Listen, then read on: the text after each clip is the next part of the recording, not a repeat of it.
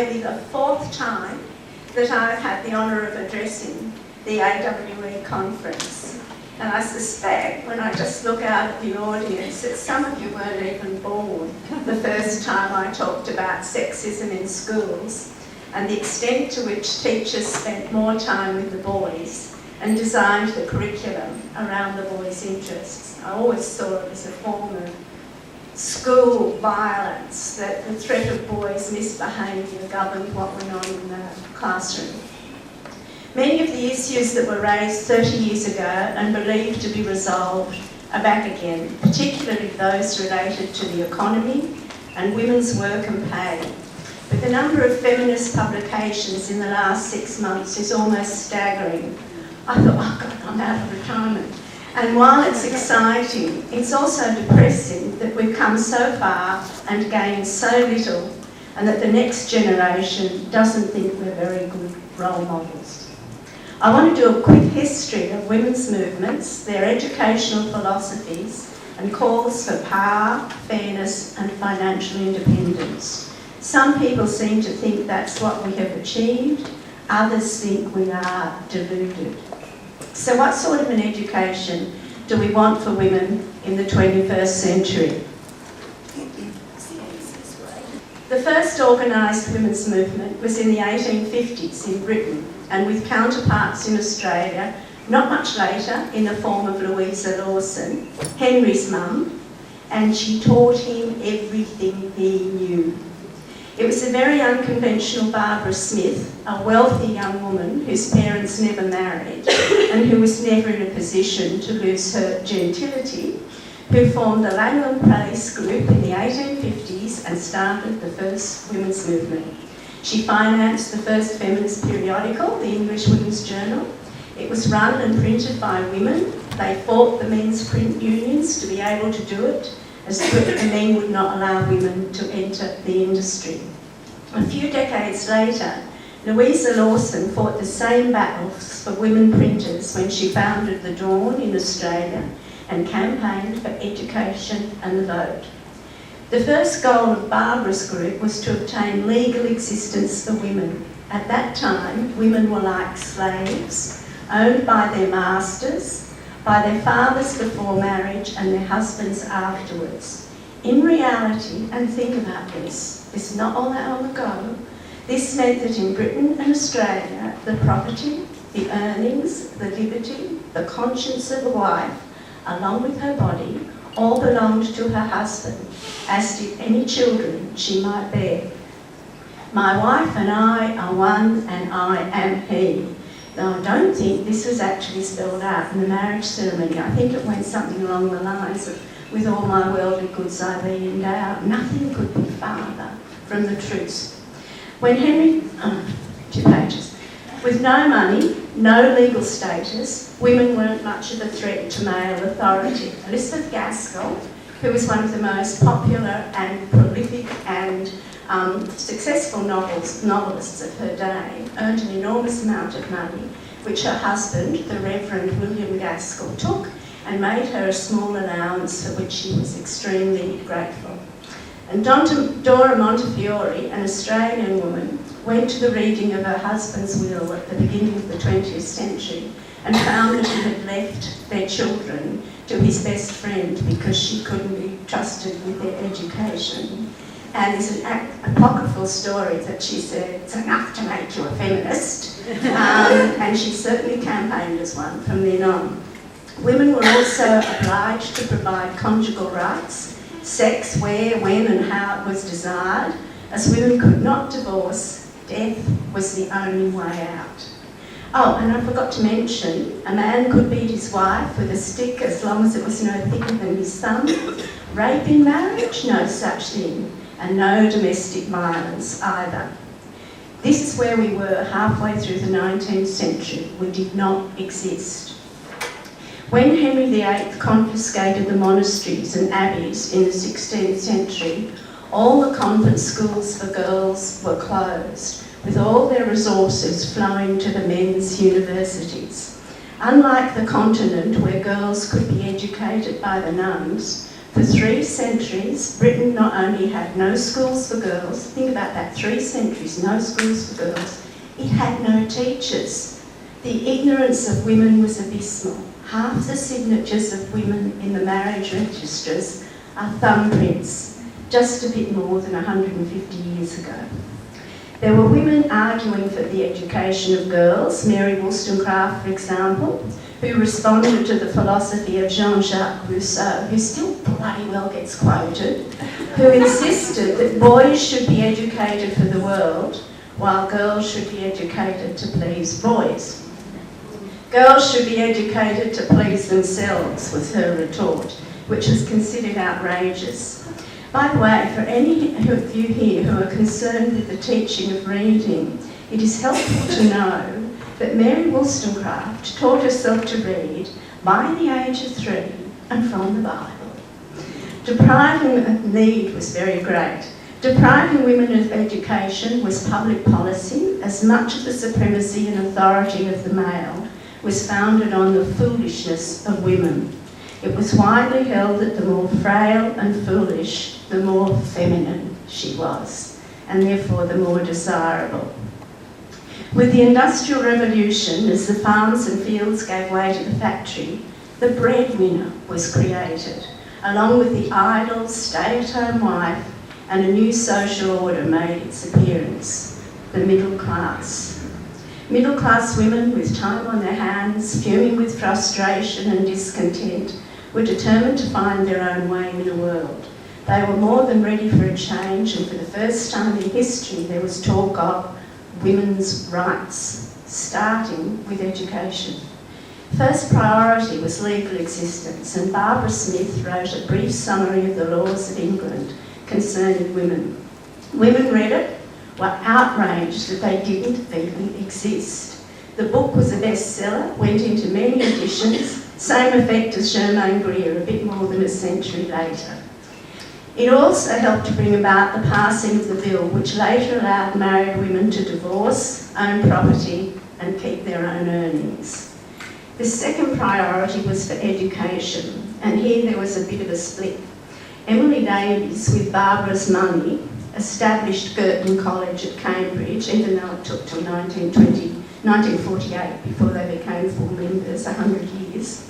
Insisted that the young women must do exactly the same courses as the men, sit the same exams, or else their education would be regarded as inferior. Others wanted to reform university education, which had been established to train men for the clergy and wasn't all that relevant even for the men in the 19th century, let alone the women. It hasn't changed much either since.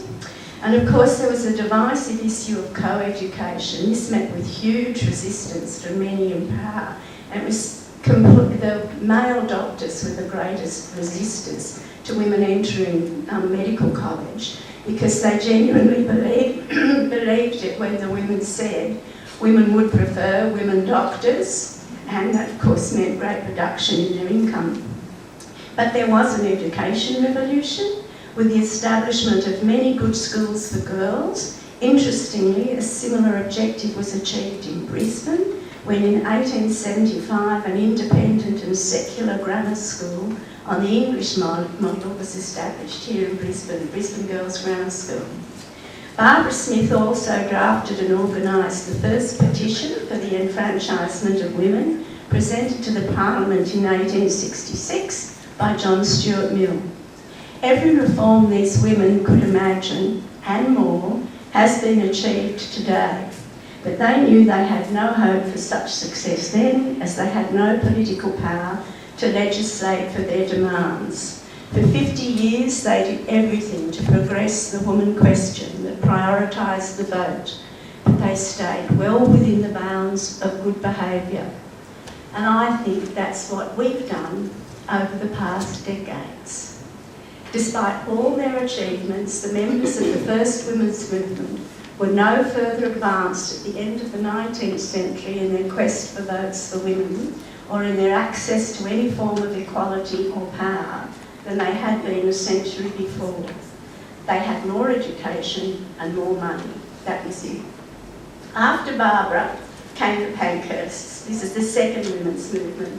Most political family. On the death of her husband, Mrs. Pankhurst, now a widow with 4 children, had no money. She miraculously got a job as the registrar of births and marriages, where she became acutely conscious of the number of pre-teen girls who arrived, 10, 11 and 12, to register their babies that had been reluctantly forced upon them by family members, employers or even strangers. The injustices were intolerable. Women had to do better for their sex. They needed political power and they needed it now. Eldest daughter Christabel, who shares my birthday, was one of the first women to enrol in law in Manchester. And when she looked back at the 19th century suffrage movement and the extent to which it was still considered a joke, and where the press had conspired to not cover such ridiculous demands by such unsexed women, she declared a change of tactics was necessary. She recognised that nice girls don't get the corner office or the vote. Women had been asking it for politely through petitions and committees for years and years. Grandmothers, mothers and daughters, to no avail. It was Christabel who devised the strategy of civil disobedience, later adopted by Gandhi for his liberation campaign in India, and today adopted by the people in Hong Kong. She established a movement the likes of which the world had never seen. This was the first women to attract vast numbers of women across classes, and the first in which women acted in an assertive and intentionally disruptive manner in their own interest, with education as a top priority for citizenship and the vote.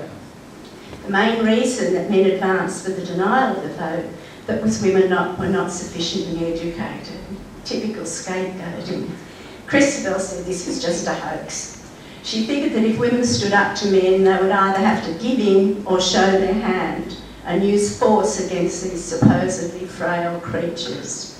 By this means, the pretence that women were pure and protected and unable to think for themselves would be completely exposed. And so the Women's Social and Political Union was formed in 1903 in Manchester. It included as many women from the working classes as the middle class and an unexpected number from the aristocracy.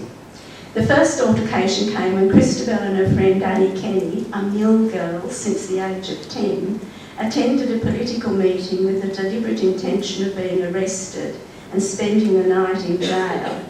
This was amazingly brave for Edwardian women. I've often wondered would I be prepared to go to jail. I nearly did when the protests for the Vietnam War, but I didn't quite make it and I was very relieved.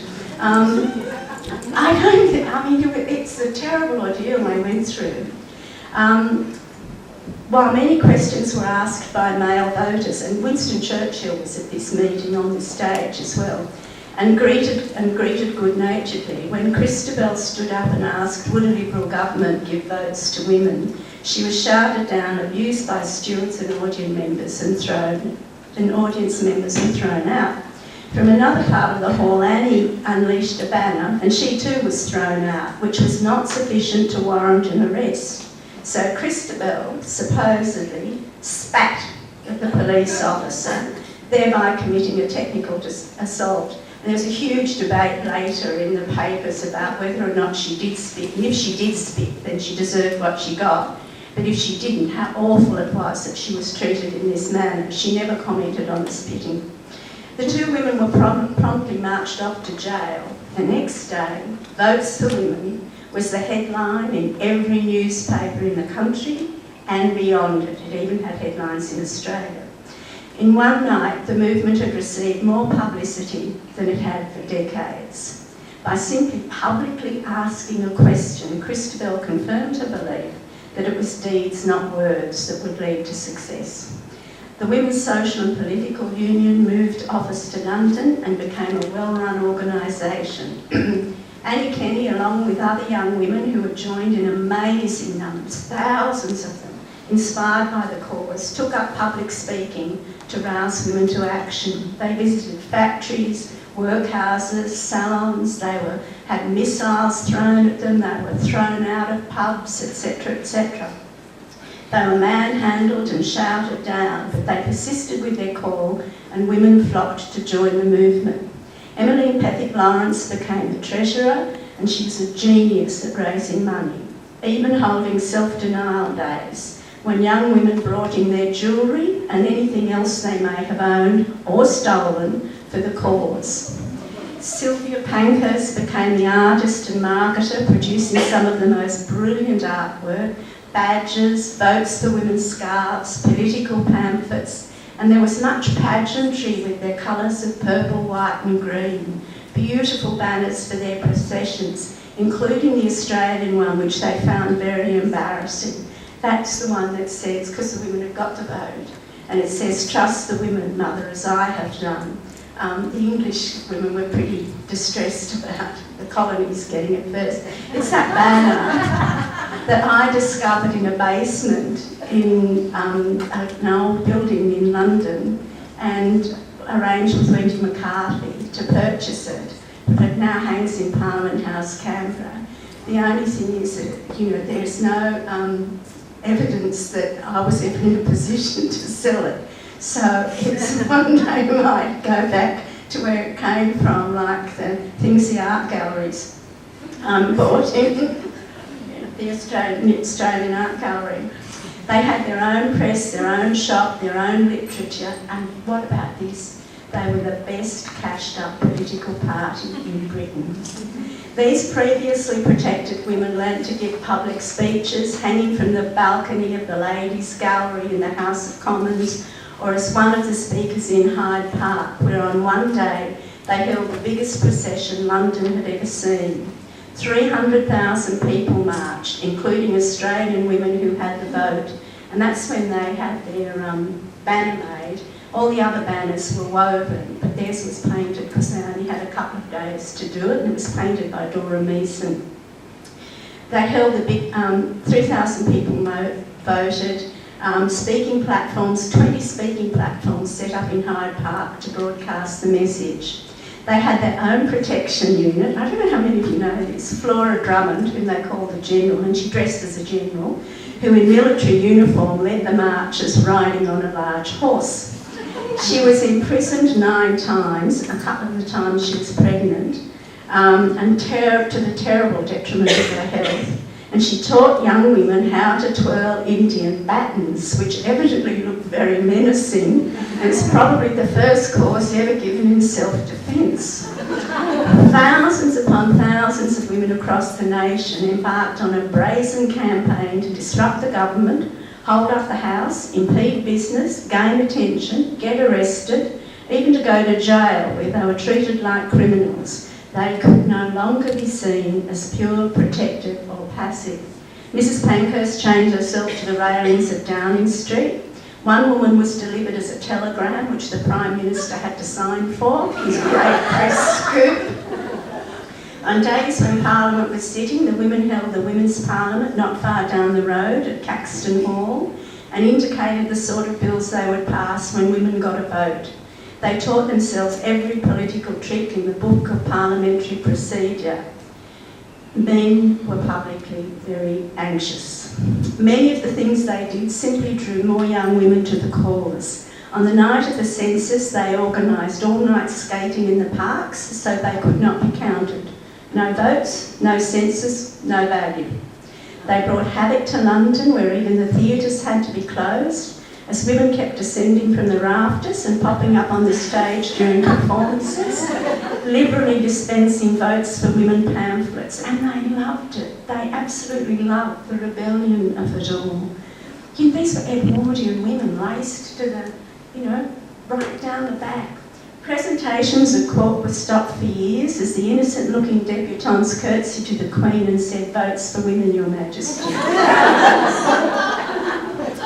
Women were also frequently injured when they made their regular processions to the House of Commons and were met by a cordon of police, many on horseback, who would not let them pass. And I've got lots of pictures of these sorts of things. The way in which I'll send the paper straight away to go up on your website.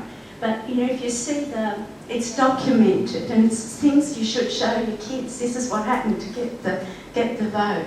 The women always remained non-violent. But Black Friday, the 18th of November 1910, was different. They had such high hopes. The bill that they had been promised for the umpteenth time didn't make the second reading, deliberately, on the part of the government. 300 women were sent to protest, 200 were badly assaulted when they ran past the police. Then they were off to Holloway Prison, where many of them went on hunger strike, were force-fed and even died, which was very difficult for the government to manage, that these women had gone on a protest and here they were dead. Even the public was shocked at the violence against women. Christabel decreed it would never happen again. She'd rather destroy the state property and break windows than break women's bodies. So the window breaking phase began, to the point where there was a glass shortage in London. Windows everywhere were broken, even the Prime Minister's residence. And there was the Oxford Street mystery. One day, Oxford Street in London, which the front of every building was plate glass all the way down the street. There were these beautifully dressed upper-class women walking down the street, and suddenly every window in Oxford Street was broken. And the women quietly put their hammers back in their mugs. And the police were actually ushering them out of the way of danger. And they couldn't find out what had happened. And they couldn't fix it because there was no glass. It interrupted business for God knows how long. This is a serious movement. I mean, I'm telling you all the things they did that attracted women, the way they enjoyed it, the way they celebrated it. It left its legendary mark, but you know, none of the girls today know about this, know about, you know, what you could do on a slut march. I could give them 10 ideas, you know, have a wonderful time. It was a celebratory movement. It wasn't a dull movement about, you know, oh my God, things are terrible. This was we'll make life miserable.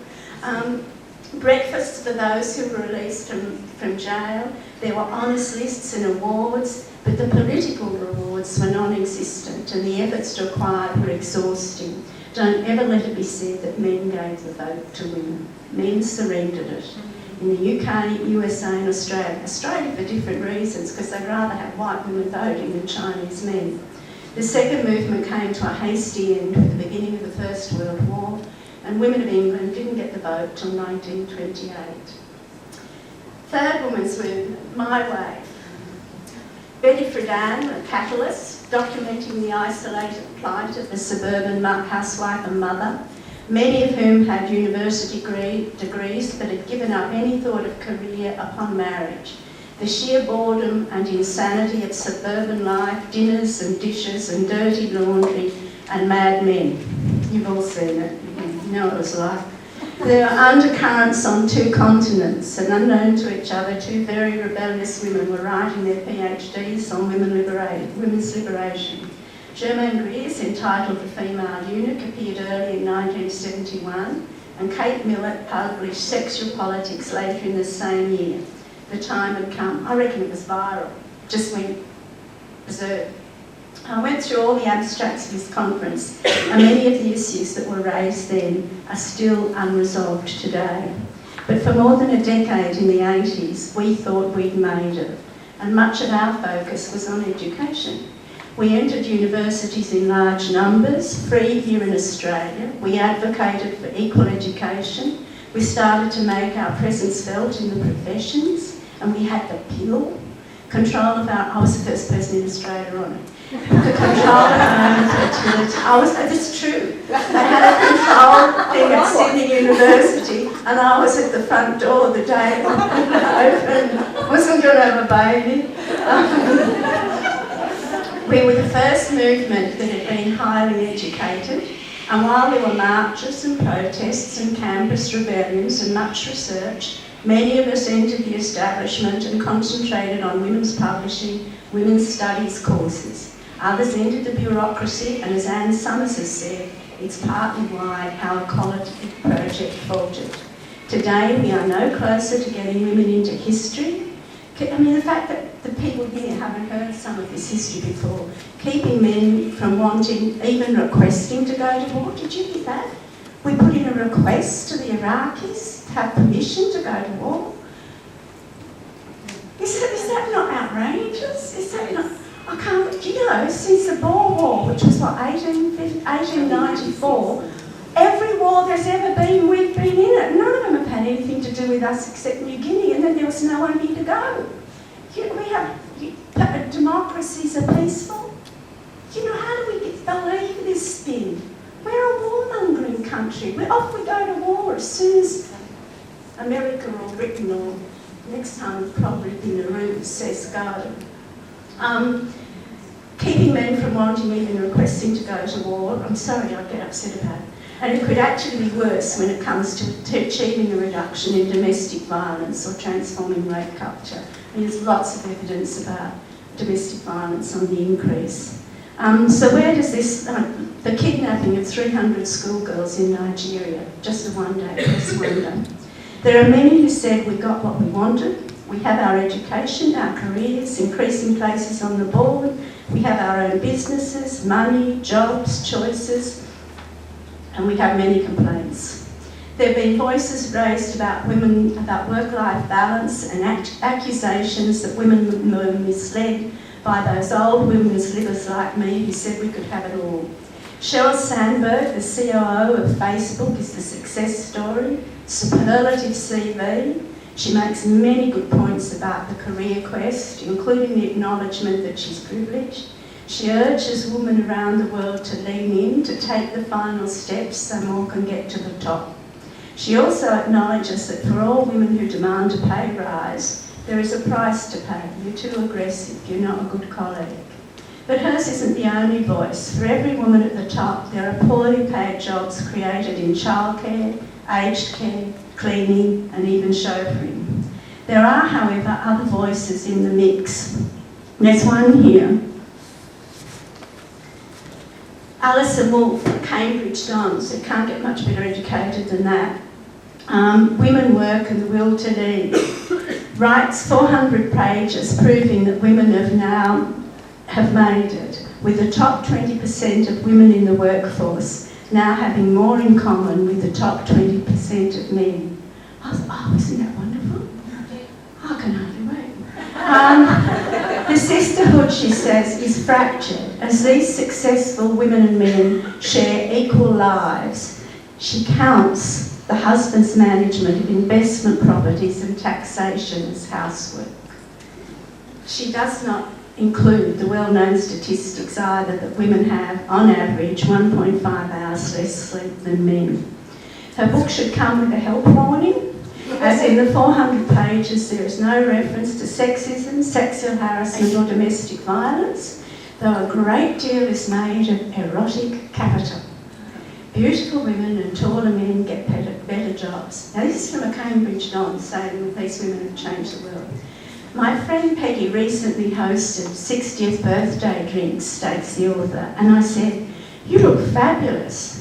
"I guess I should," Peggy replied. "The amount I'm paying my colourist, I could fund a preschool program."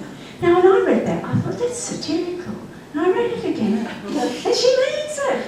She thinks that's success. She holds it up as a model of success of women's leadership and financial fortune. It's not what I ever dreamed of as success. One comment Wolfe makes is that the reason that so many of the nation's most prominent and powerful women are late for board meetings is that they are stranded in cab lines because to walk any distance in their Jimmy Choo shoes is out of the question. And she is as educated as you can get. What does that mean about education? I think of this as closer to foot binding, but Alison Wolfe sees such high heel shoes and designer bags as a sign of success. The activities of the home and the workplace changed with the advent of the Industrial Revolution, when most men went to work and women stayed at home. And they've changed again with the digital revolution and the market-based economy, where there are now more women going to work and more men staying at home in enforced unemployment. This is a different world, one without precedent in Western modern history. Lisa Mundy, who's much better than this one, has written a book called The Richer Sex, How the New Majority of Female Breadwinners is transforming our society. And there are many, many house husbands today, but many men are not house husbands, they are unemployed husbands. And that's a huge difference. You can't say because a man's at home he's a house husband, as some of them say he's just one more mouth to feed, which I thought was fairly blunt. But that's a very, very good book. The major point she makes is 40% of wives now earn more than their husbands in the USA, and it's increasing enormously.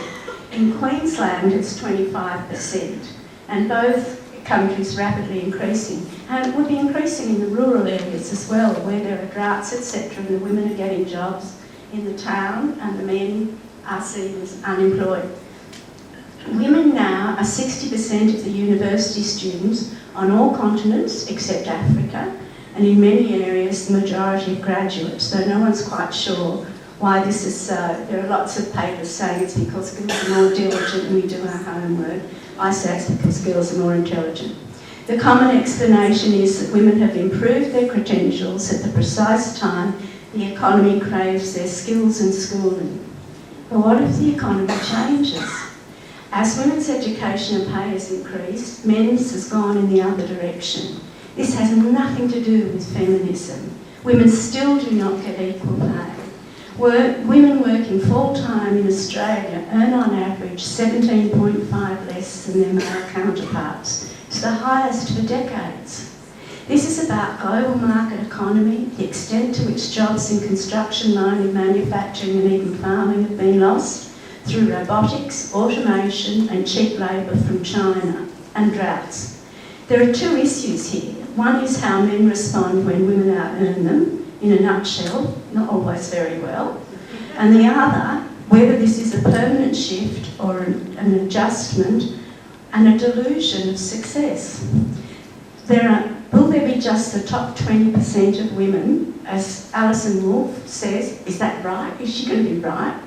And top 20% of men doing well, while the rest of it, for the rest of us, will be back to Victorian times when the poor were always with us. And you think about the last budget and start thinking about what went on there, and you start to wonder about the arrangements.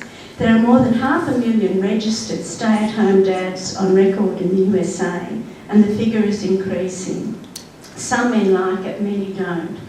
The solution adopted by some women in this context to protect themselves is voluntary disempowerment, handing over their salaries, underplaying their achievements. We all know how to preserve egos in the piece at our own expense. Is this a valid preference? With the education and financial independence that we've achieved, women are experimenting with a variety of living arrangements. And there are men who are looking for women with secure jobs and good pay, and it's women who won't commit.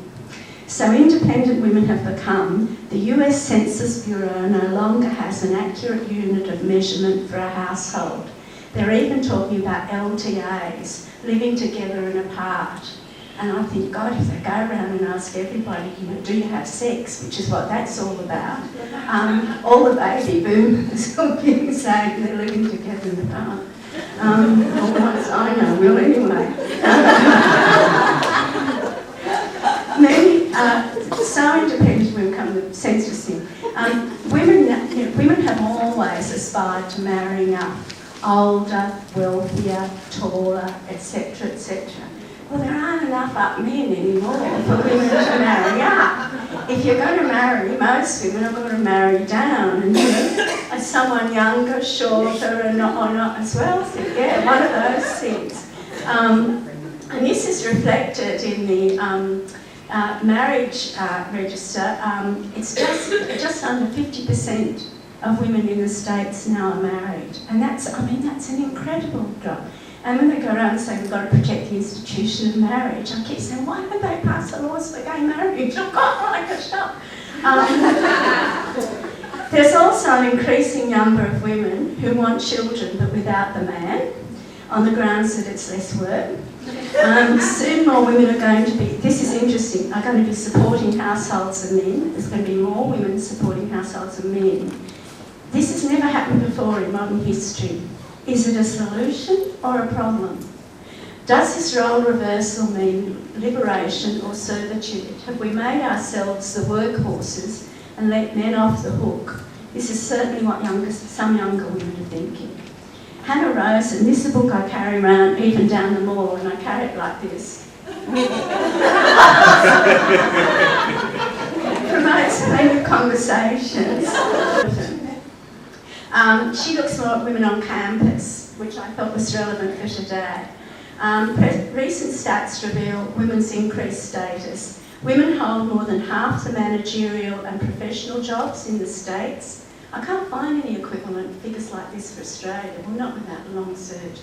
Dominate in accounting, financial management, optometry, dermatology, medical genetics, forensic pathology, law, vet practice, among hundreds of others. Pharmacy stands out. 8% of pharmacists in 1960 were women, and 60% of pharmacists today are women. In other words, everything except IT and engineering, which are the determining and powerful areas of our entire society and where we are barely visible. But there is also the warning, listen carefully, that just as women have reached the number of 80% of accountants and auditors, a tax spot has been created, which will make many of them redundant.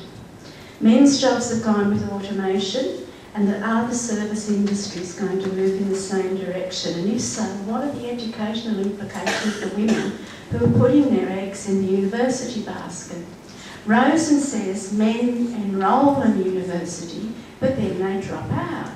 But when I make a list of the dropouts, the hairs on the back of my neck begin to prickle. Steve Jobs, Bill Gates, Mark Zuckerberg, I think Larry Page and Sergey Brin finished their degrees. But most of the men who are held up as successful in the digital world, when Richard Branson, who was brought out by UQ Business School and entertained the convention hall, stood up there and said, there's nothing they can teach at university that will make you a success in today's world of innovation and digital skills, etc. I thought, God, they pay a lot of money to get him to say that. Are they dropping out because university is no longer where they learn the skills that lead to innovation and success? Should we be following Emily Davis's advice and insist on exactly the same education as the men? If so, it's going to be a bit difficult, because what Hannah Rosen found was that in an evening, first of all, the women's students saw a boyfriend as a new ball and chain. It wasn't would they get the man they wanted, it was whether they got the job they wanted. She also found that the women's dorms at night were empty, with the students working collaboratively in the library, while the men's dorms were full as they bonded while playing video games or watching porn, which was an explanation as to why they were dropping out. Are these the new skills that we need as we move into the next era? Are women prepared for the massive changes underway? Or is women's educational success and current financial independence nothing other than our entry to an educational legacy system, creating an illusion that we've made it when the jobs we're in can just as easily readily become redundant? Are video games, I'll leave out the porn, the answer? Should we start thinking about coding as a feminist issue, like literacy once was in the age of print? Are we really the 21st century illiterates, back to thumbprints on our own volition? Without such digital and robotic and algorithmic literacy, we have little power or influence on the shape of our society. And now just a brief reference to the fourth wave. They certainly don't think we've got it right. Indeed, their agenda looks suspiciously like that of earlier movements. Young feminists such as Laurie Penny, Unspeakable Things, shock your socks off, and Laura Bates with her webpage and book Everyday Sexism. You might have heard about that. She just started a webpage of everyday sexism on the tube, in public space, in the classroom, walking the streets, things like that. And she's got thousands and thousands of emails that she's then classified into different areas. argues that they've been misled and that inequality, injustice and everyday sexism is now worse than it has ever been. I almost wept when I read the accounts provided by girls and women of the extent to which on the street, in the bar, at work, at school, on public transport, at home, women endure the most appalling insults and danger. The harassment and violence towards women has scaled up. With the aid of social media, the number of women in the UK who have had to move house and seek police protection because of the death threats they've received, and this includes 3 women politicians and Mary Beard, 1 woman academic, continues to increase. Haven't heard any laws proposed for that sort of terrorism, by the way.